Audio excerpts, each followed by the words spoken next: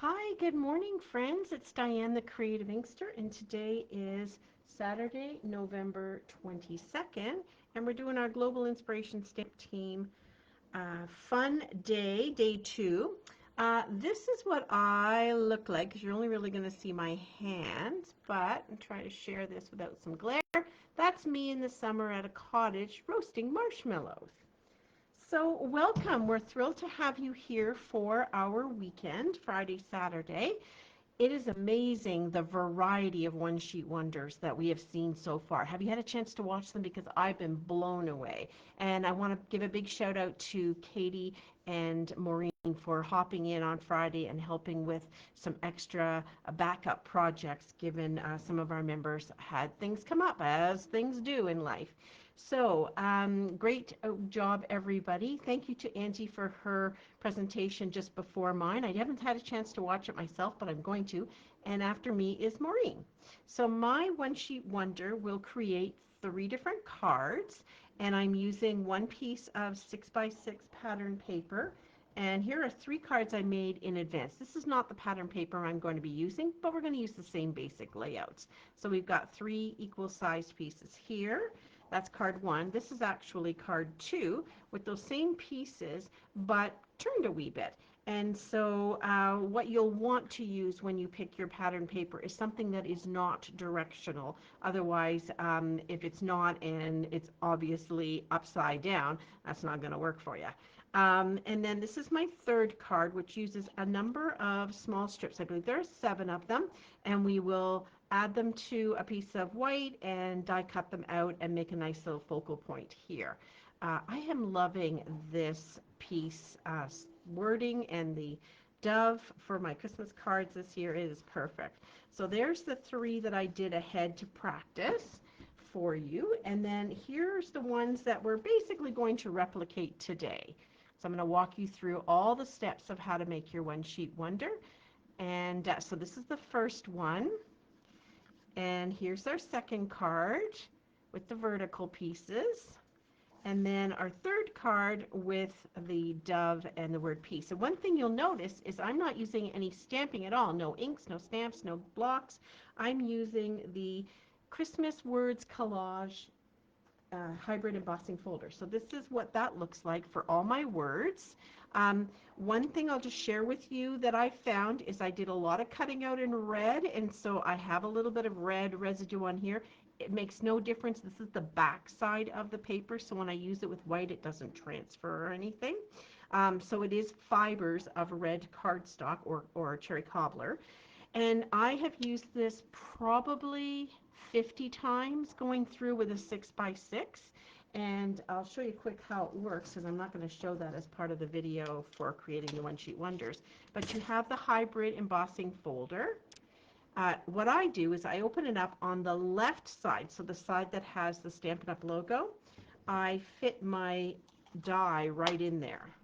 This is going to emboss and cut at the same time. So I slide my die in there, and then I just kind of move it a bit to make sure that it's in place.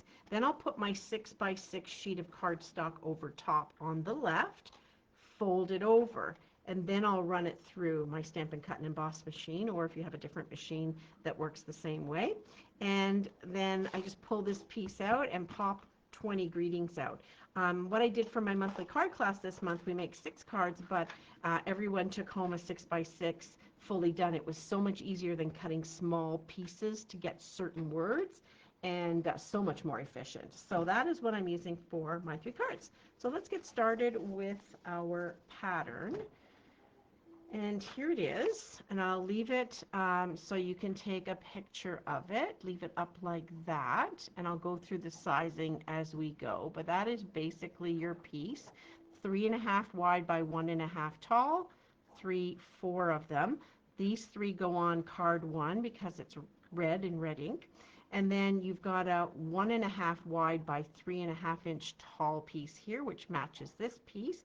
That's the blue ones I put in blue ink, and they go on card 2. And then for card 3, you end up with a 1/2 inch by 2.5 inch tall strips. So there's 1, 2, and then 5 along the bottom. You've got a wee bit of scrap here, which I think works out to be about a 3/4 of an inch, or is it an inch? I don't know.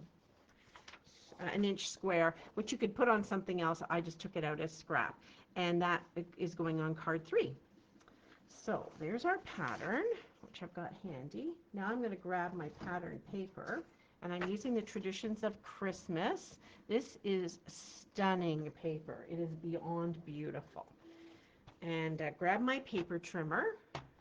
It's 6 by 6, so as I mentioned at the top, you do kind of want something that coordinates back and front, and most of our papers do, but the odd one does not. It did really well on this particular original sample. The back of this paper was just absolutely gorgeous. Lovely. There goes my phone. I'll turn that off. That never happens. And so you want this paper kind of to match so you can flip some of them around. Alrighty, without further ado, let's pull the pattern in and get started cutting. So you're going to put it in your paper trimmer so that I can line the left side up at 3.5 inches. And our first cut is going to be straight up there. So the left side's at 3.5, and we slice. I'm going to move this piece over to the right because I'm going to cut it afterwards. Then I'm going to take what I have here, which is 3.5 by 6, turn it 90 degrees to the left, and cut it at 1.5 inches. So 1.5 times 4 basically gets you 6 inches. So the paper trimmer, I love our paper trimmer because on the right-hand side, it's 1.5 inches, which is a regular measurement that I use. Is over on the right, so I just have to slide it over. It's easy. Okay, so on the left, I'm just going to kind of pre-piece these back together so you see what we cut and how it has landed. We'll pull this piece back in. It measures 2.5 by 6. That's the remaining piece. We're going to turn it so that the 6-inch side is horizontal in your trimmer, and we're going to line it up at 3.5 inches. Right, so it's 6 inches across. We line the left side up at 3.5 inches, and we're going to cut. And we've got this piece here, and we're going to turn it back to its original orientation. And on the right, we're going to cut off 1/2 inch. So we're taking it down to 1.5 inches. It's 2.5. We're going to take it down in 2 steps. We're going to cut 1/2 inch off to the right, stick that over here, and another 1/2 inch off the right, so that in the end you have a piece which is 1.5 inches wide by 3.5 inches tall. So we'll stick that over here. We're going to recreate back the other piece, and then this is what we had left at the bottom, and it measures 2.5 by 2.5. And we are going to, I'm just going to get it back in its orientation. Not that it matters, we're going to be flipping it over anyway, so it really doesn't matter. Let's see. I'm going to try to put this guy back together. There we go. So we're going to take this one, pardon me, and we're going to cut it into 1/2 inch strips. And then we'll get that waist piece after. One. And you know, if you mess up and cut it at 3/8 or 3/4 of an inch or whatever, don't worry about it. Nothing is lost. It just means that when you piece it back together to put it on your card for card 3, you're going to have different widths of paper. Nothing wrong with that. So we have 5 1/2 inch pieces, and then these 2 long skinny pieces over here, we're going to cut some off of them. So they're 1/2 inch wide. We're going to cut them down to 2.5 inches. And it really doesn't matter, but I think I'm going to take more of the red off, just the way that it landed. A little bit more balance. This is scrap. In the end, my template showed you a 1-inch piece. What I do is I cut it after, so I'm just going to have some small. I just threw them away. I know, that's terrible, but there you go. So this long skinny piece, which is 1/2 inch wide by 3.5, I'm going to cut it down to 2.5. I'm going to cut the red off again because I've got a lot of red on this card, and so beautiful as it is, I'm going to cut those pieces off and toss them in the recycle bin. Alrighty, that is all of our cutting for now. And we have our pieces ready to assemble. So card 1 uses, I'm going to pull this back in so you can see how I assembled this. Card 1 uses these 3 pieces. So I'm going to put them over here on my left. That's card 1 pile. Card 2 uses this piece and this piece. So I'm going to put them over here in this pile. And card 3 uses the remaining 7 strips. So I'll stick those over here. And we will work on putting the cards together. Alrighty, here are my supplies for card 1. I love when I'm watching other demonstrators getting ready for these things and setting up and stuff, and seeing them do the same thing I do. They use little sleeves, they put all their bits in it. We're all the same, right? We all look at things the same way. So when I did my greetings for this series of cards, I picked a couple because I wasn't quite sure how I wanted them to look on the finished card. So let's get our sample back in. That would be helpful, wouldn't it? To see. Here's the sample here. And I'll hold it up so you can take a look-see at it. All right, I have a card base in Pool Party, which goes beautifully with this paper. And I've taken it and cut it at the usual side. So it was a full sheet of cardstock. I cut it in half along the shorter edge, and I've already added some white to the inside. So I don't need this piece of white that I cut. And then I have an embossed piece. I do enjoy the look of a tone-on-tone. So this is embossed going onto a card base. I really enjoy that, that look. So I'm going to glue this directly down with my Tombow. Oops. I don't know about you, but I always tend to use the skinny end. I can't even remember the last time I used the flat end. We just have our ways of doing things, right? And what we get used to doing and are comfortable doing. I find I can control the glue on this really well. So one thing people ask me is, why don't I put any glue in the middle? Typically I don't, because if I get it down and I don't like the orientation of it, I can cut it out and still have a salvageable piece. So I just put it around the edges. I find that it's sufficient for me. And liquid glue on an embossed layer means it gets into all the little nooks and crannies, and will adhere the piece down really nicely. So then I'm going to grab card 1 pieces, and here they are. It really, my intention was that the pattern would continue to flow. So if I've pulled them apart and pieced them back together, you're getting the same flow as if it was one piece, but broken up a little bit with the embossed piece behind. So I typically go for an even border all the way around. It doesn't always work out that way, but if I layer this up that way, I know where they're going to land. All right, I'll start at the bottom. And again, I'm going to use liquid glue because this is going onto a raised surface, and I want it to land really nicely and glue down into place. There's one. There's the second one. There we go. Is everybody starting to get ready for Christmas? I've been doing a lot of Christmas shopping online. I've been to a few craft fairs as well, and I'm making some things. But I'm also realizing I need to do a list for what I would like for Christmas. So my kids and I have an Excel spreadsheet that is a Google Sheet, so anybody can access it.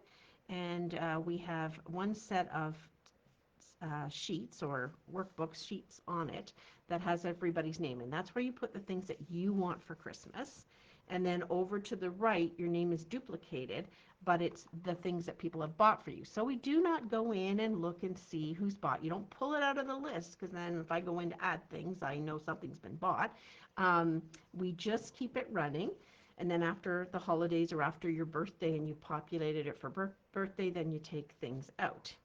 So I have to come up with some more ideas for Christmas. So if you have ideas of what things people might like, that would be great. I've got candles on there and hand cream from my favorite shop, Bath and Body Works. I have things I don't need. Maybe I don't need any more pajamas, and things like that. So and some links to stuff. But if you have ideas of like some unique and different Christmas gifts this year, I'd totally be down to hear about them. Okay, so there is a circle. It is 1 7/8, I think. Let me just double check the size on it here now that I've got glue on it. Yes, it's the new 1 7/8 punch, well, newish 1 7/8 round punch, and I embossed it first in the same exposed brick 3D as I did on the layer, but you don't have to. You can mix them up. I just was keeping it the same. So when I did the sample one here, the one I used was Gathered Leaves, which is an online exclusive product, and it was really nice that the leaves went up and down here nicely here. And then I just put the 1 7/8 on a 2-inch circle punch. Circle punches are my life. I love them. And then I want to add my ribbon to the back, and I tend to just do this same one all the time. It works for me. On a lot of my cards to add ribbon, especially when it's shiny like this. And I've cut this piece a wee bit big.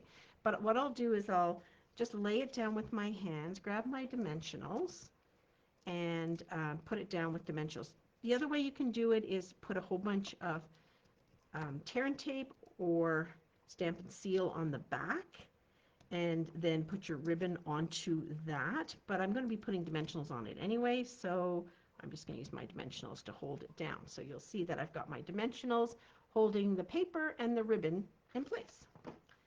And then I've got enough so I can peel this off. And I probably want to trim those tails before I get too far along.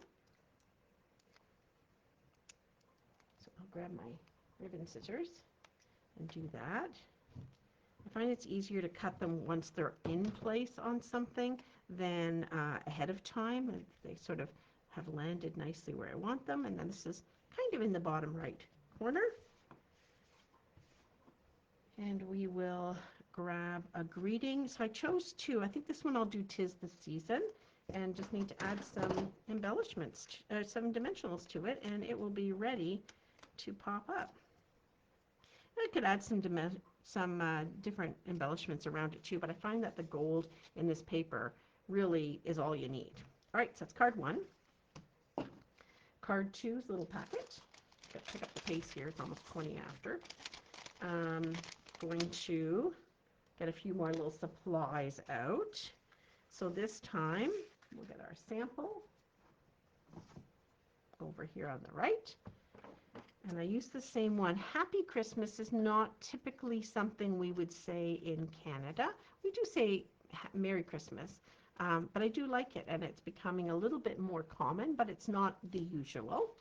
I'm going to have so when I did this one, I did it in crumb cake, and I see I have to put a white, cherry cobbler, and I see I have to put a white on the inside. Which I have sitting over here. So let's do that, and then this card is complete, because I love when I have my cards all done. They've got their whites in the inside if they need them, because I'm using a really dark card base, and they're ready to go in my bin of either I'm going to display them, I'm going to take pictures and put them on my blog. Sometimes I do both of those things. Or I'm going to put them in my sale bin for craft fairs and such. Or I'm going to use them myself to send to family and friends. And so this one I'm doing today, I'm doing in Real Red, because both of those colors are in this pattern paper. All right, and I did already burnish these card bases, but sometimes they need a little bit more help. Then this one is a new embossing folder called Wreath 3D, and there's like an opening, and it's for a 6x6 piece. And I do love it, but I don't know what, I seem to be in the mood of covering that unembossed area up. All my cards this year that have used this seem to do that, so I don't quite know why, but that's what I'm up to. So I'm going to add my liquid glue on the back, kind of doing that, but those leaves just stick out around this layer and give it a really nice framing. All right, so we'll push that down into place. Another thing you can do with these when they're difficult to get glued down is flip your card over and use your bone folder on the opposite side, so you're not really squishing the pattern out, and it helps kind of get in the nooks and crannies. All right, so I cut two other pieces, which are 1 5/8 by 3 5/8, and there'll be a thin border, thinner than the ones I did here. See that? That one's a bit thinner border than I did on my sample card, so you can change them up at any time. These ones would have been a 1 3/4 by 3 3/4. I'm going to layer these guys up. This is a layout you can do with any pattern paper, like you can just cut pieces to this size. But since we had uniform pieces in the One Sheet Wonder pattern, it's perfect for this. And I'm not concerned because you may remember one of these came from the bottom, so it was going this way, and one of these came from a vertical version of this, and so you will remember they won't be lining up. You can also, if the pattern really complements each other from the front and the back, you can put one way and one the other and flip it over. I'm going to have these the same though, because I just love this pattern. It's so pretty. And this color of cardstock, while it looks either like black or a very deep night of navy, it's Secret Sea, one of our in colors. All right, so then I'm going to like layer these on here like this. So the first one I'll liquid glue down. I feel like I've got enough layers going on here. I don't need to pop these up, but I will do so with my greeting. And I'll show you a little trick with baker's twine that I often use behind a greeting, whether it's on a circle or a shape or it's these die cut ones. There we go. I think I don't know if my leaves are going upside down. Maybe they are. Maybe I should flip it over. Yeah, that looks a little bit better. Okay, so we'll add a little bit more glue. It's just a rectangle, so it's going to go right over the same spot. And now my Pool Party and gold lined leaves are going up, which is a little bit more what we want. I've got my Happy Christmas, and then I've got a fairly long piece of baker's twine. It is 16, almost 26 inches, and I'm just going to wrap it around my hand. So I'm having my 4 fingers a little bit apart, but not a lot. I'm just going to roll it around, and then I'm going to have it land behind my greeting. So just, it's sort of a nest, is the way to describe it, is using a nesting pattern. So I'm going to add my dimensionals onto my greeting here first, and then I might need one here and one here. So I think what I'll do is cut a little edge. Anybody thought of anything I can put on my Christmas list? Like, I can't see the comments, but I will go back and read them all. And so I do hope that you've thought of things that I can add. I need help. I totally do. This way we find that the family gets what they would like for Christmas and there's fewer returns. Well, we try. We try. All right. Okay. And I know there's people that use their take your pick tool to get all these little backings off. I'm not that coordinated. I need to use my fingers.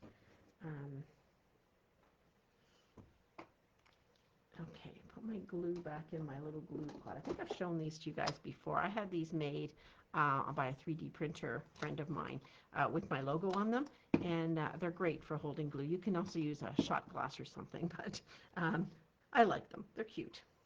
All right, so here's my like sticky backed piece, and I'm going to just kind of twist this in half so it looks like the number 8.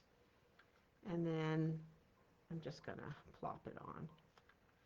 And I'm totally fine with it being higgly-piggly. It doesn't not need to be perfectly laid down, although I want to sort of grab some that are hanging down a little bit longer.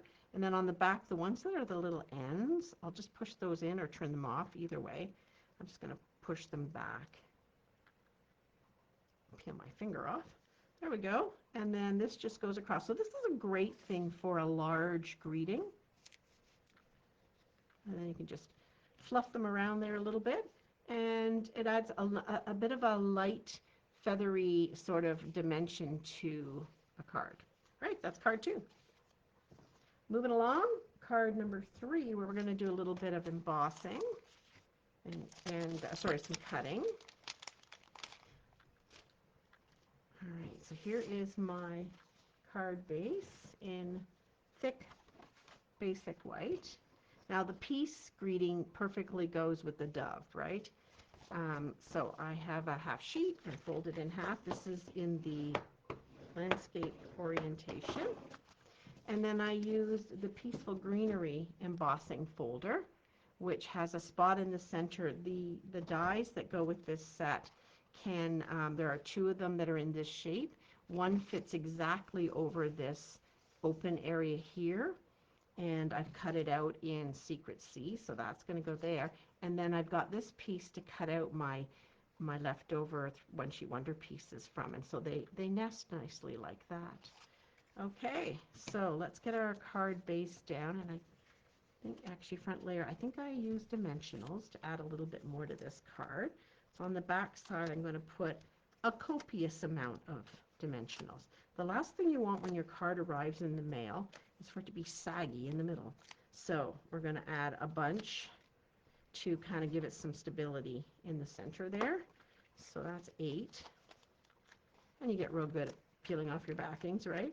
So it takes no time at all. And remember to use up the edges of your dimensional sheets. Don't let anything go to waste. As you move around and you're using up the middle pieces, use these 2. I tend to keep them for long, skinny greetings because it works well for me that way, but you do you. So then this fits beautifully on a 4x5¼ inch piece of cardstock. So if you're in the UK, your measurements are going to be a little bit different. And I'm curious to see how it fits nicely on there as well. It probably just has a larger border. So there we go with our front piece on. And then we've got our Secret C, which I'm going to glue down in the center. And it has a little bit of a raised edge around it, which is kind of nice. Just a nice little extra detail. I'm going to try to get around the whole thing so that no corner edges or side edges are going to peel off. Okay, so I got that. And then I have a piece of basic white, which measures 2.5 by 4¼ It's scrap. And what I'm going to do here to create this look is I'm going to lay down my pieces alternatingly. So I don't want one with it's mostly red, so I'll save those for the back. But the ones that have a variety of color in them, and this is shaped around, so I want to get the most, so I'll stick this one kind of in the middle. And then this one, oh sorry, yes, I need to flip them. Maybe I'll flip this piece. And we're going to basically, we're just going to lay this down. It's a lot of white. That's okay, we'll get that piece in the middle, and that on the end. So that's what we're going to end up with. So how did I do this? Oh, I had 4 of those. Okay, that's fine. We're going to just glue them down. Quit being too fussy about it all.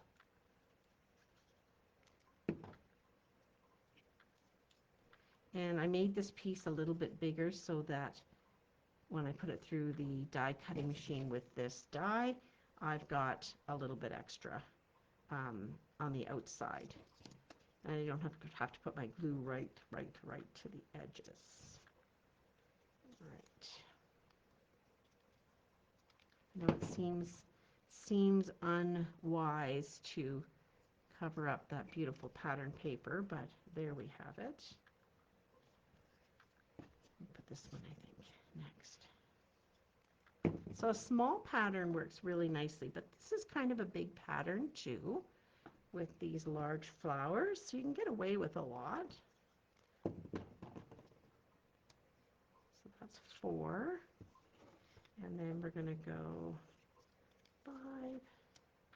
Oh yeah, so how it's turned out, if I do it this way, I'll be able to have more of the floral print showing.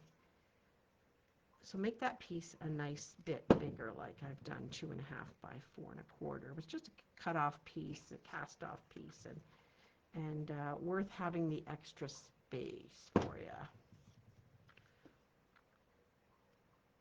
I'm going to need to leave this a second to dry because I'm working with liquid glue. If you use your silicone craft mat, which I have here, and you use your Stampin' Seal, then you keep your work surface nice and clean. But you could do that too to use that. All right, so I'm going to let that dry for a sec, and I'm going to get these pieces ready by adding some dimensionals to the back. And I found that even though the wings are quite defined and open here, you don't see your dimensional through there. So it's fairly safe to stick your dimensional right down there. So I got 3 on my dove, and then for my greeting, I'm going to take a piece along here, the straight edge. Ooh, that was cut a little bit long. So we'll trim off a wee bit.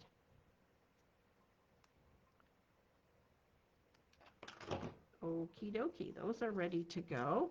Now we'll pull in the mini Stampin' Cut and Emboss, which I often take when I go to classes and I don't need to do a big embossing piece. I just have something for easy cutting. And I'm going to turn it this way and line my little plates up.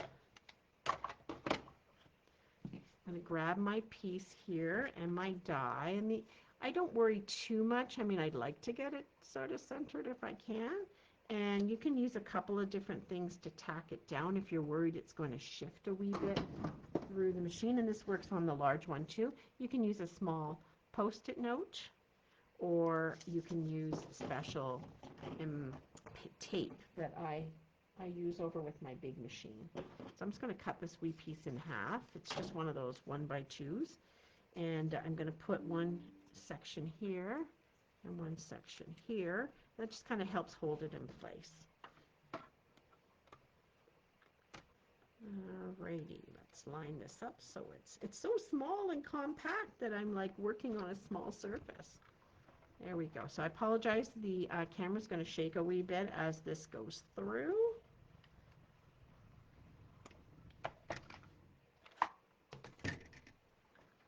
And we have our piece here. Peel those off, and you can reuse them too. Like once they've gone through a couple times, they still got a little stick to them. And there's our scrap piece, and this is what we've come up with. Quite pretty. Look at which way is the correct orientation.